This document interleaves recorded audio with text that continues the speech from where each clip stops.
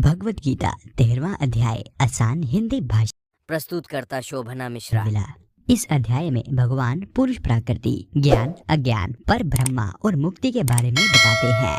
अर्जुन केशव से कहते हैं, हे भगवान, मैं यह जानना चाहता हूँ कि पुरुष और प्रकृति क्या है, क्षेत्र क्या है और उस क्षेत्र को जानने वाला उसका क्षेत्रज्ञ कौन है, ज्ञान क्या है और इस ज्ञान का उद्देश्य क्या है। श्री भगवान अर्जुन को इसके बारे में समझाते हुए अर्जुन से कहते हैं, सुन पार्थ, यह शरीर ही क्षेत्र कहलाता है। उसमें ही सभी कर्म किए जाते हैं और जो इस क्षेत्र के तत्व को जान लेता है, ऐसे तत्व ज्ञानी को क्षेत्र को जानने वाला क्षेत्रज्ञ अर्थात जीवात्मा कहते हैं। सभी क्षेत्रों में तू मुझे ही क्षेत्रज्ञ समझ। क्षेत्र और क्षेत्रज्ञ का ज्ञान अर्थात पुरुष और प्रकृति का विकारों सहित इनका ज्ञान ही सच्चा ज्ञान समझा जाता है। अब मैं तुझे संक्षेप में बताता हूँ कि क्षेत्र क्या है, वह किस प्रकार का है, वह कहाँ से आया है, उसमें क्या क्या परिवर्तन होते हैं, उस क्षेत्र को जानने वाला क्षेत्रज्ञ क्या है और उसकी कौन कौन सी शक्तियां हैं। क्षेत्र और क्षेत्रज्ञ के बारे में ऋषि मुनियों ने विस्तार से व्याख्या की है और इनका तर्क सहित वर्णन वेद शास्त्रों द्वारा भी किया गया है। संक्षेप में उसके विचारों से ही क्षेत्र के अलग अलग भाग हैं। 5 महाभूत, पृथ्वी, जल, अग्नि, वायु तथा आकाश।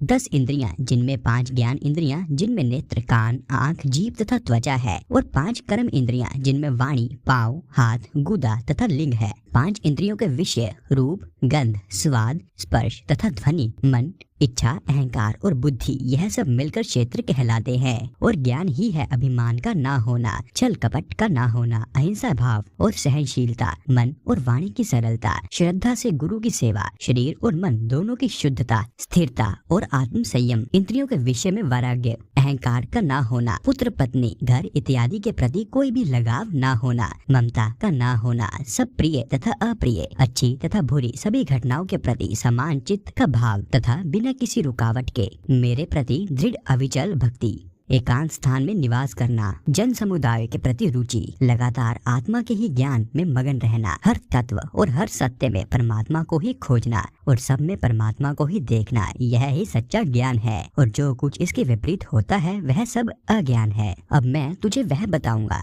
जो कि जानने योग्य है और जिसे जान लेने से मनुष्य परम आनंद को पा लेता है। वह है पर ब्रह्मा। पर ब्रह्मा अनादि है अर्थात वह आरंभहीन है, वह शाश्वत है, वह सत्य और असत्य इन दोनों से भी परे है। उसके हाथ, पैर, सर, मुख, नेत्र और कान सभी जगहों सभी ओर है। वह सभी वस्तुओं में व्यापक है, संसार में निवास करता है, उसमें सभी इंद्रियों के गुण हैं और फिर भी वो इन इंद्रियों से रहित भी है। वह निर्लिप्त रहता है पर फिर भी सबको संभाले हुए भी है। वह बिना गुणों के है फिर भी वह गुणों का आनंद भी लेता है। वह सभी अस्तित्व में आई वस्तुओं और सभी जीवों के बाहर भी है और अंदर भी। वह स्थिर खड़ा है और वह चलता फिरता भी है। वह इतना सूक्ष्म है कि उसे जानना भी असंभव है। वह बहुत ही दूर और बेहद पास भी है। उसके ना तो टुकड़े किए जा सकते हैं और ना ही उसे बांटा जा सकता है, फिर भी वो इस सृष्टि में बटा हुआ है। वह अंधकार से भी परे है। वह ही ज्ञान है, ज्ञान का विषय भी वही है। वह सबके हृदय में स्थित है। इस प्रकार क्षेत्र, ज्ञान और ज्ञान के विषय का संक्षेप में वर्णन कर दिया गया है। जो भी व्यक्ति इस बात को समझ लेता है वह मेरी दशा को प्राप्त होने योग्य बन जाता है। तो इस बात को अच्छी तरह समझ ले कि प्रकृति और पुरुष दोनों अनादि है। प्रकृति ही इस संसार में सब कुछ होने का कारण है। जीव का शरीर और उसकी इंद्रियां दोनों प्रकृति से ही उत्पन्न होती है। सभी कर्म, सभी कर्तव्य और उसे करने के साधन, यह सब प्रकृति के कारण ही होते हैं। लेकिन जीव जो अपने जीवन काल में जो सुख दुख आदि का अनुभव करता है उसका कारण जीव आत्मा पुरुष है। प्रकृति में स्थित होकर जीवात्मा पुरुष प्रकृति से ही उत्पन्न गुणों का अनुभव करती है। इन्हीं गुणों के साथ आसक्ति या लगाव जीव की इच्छा या बुरी योनियों में उसके जन्म का कारण बनती है। लेकिन शरीर में स्थित ही एक और भी परम भोक्ता है जो परमेश्वर साक्षी, अनुमति देने वाला,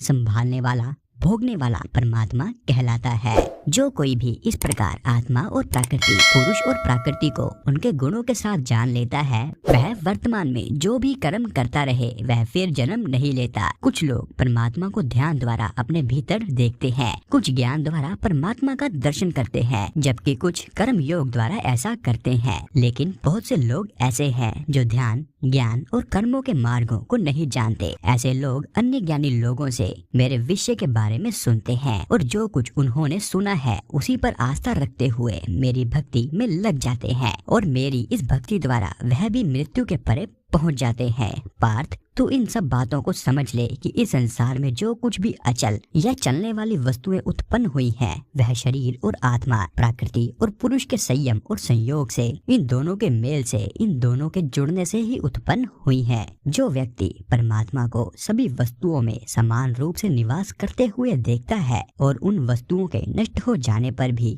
जो उन्हें नष्ट न हुआ देखता है, वह सही देखता है, क्योंकि वो ईश्वर को सब जगह समान रूप में निवास करते हुए देखता है। इसीलिए वह अपने मन के द्वारा अपने मन को कष्ट नहीं पहुंचाता और तब वह परम गति को प्राप्त करता है। जो शरीर प्रकृति से उत्पन्न हुआ है और साथ में जो यह भी जान लेता है कि आत्मा कर्म करने वाली नहीं है, वह सही जानता है, वह ही सही समझता है। जब वह इस बात को देख लेता है कि सभी वस्तुओं की अलग अलग होने की दशा में भी वह सब उस एक में केंद्रित है और उसमें से ही यह सारा विस्तार होता है, उसमें से ही यह सारी सृष्टि निकलती और फैलती है, तब वह ब्रह्मा को पा लेता है, क्योंकि परमात्मा अनादि, अनेश्वर, निर्गुण और दोष से मुक्त है। इसलिए जब वह शरीर में निवास करता है, फिर भी वह ना तो कोई कर्म करता है और ना ही वह किसी कर्म में लिप्त होता है और वह किसी भी कर्म में बंधता भी नहीं है। जैसे सर्वव्यापी आकाश अपनी सूक्ष्मता के कारण किसी भी वस्तु से लिप्त नहीं होता, किसी भी वस्तु से चिपकता नहीं है,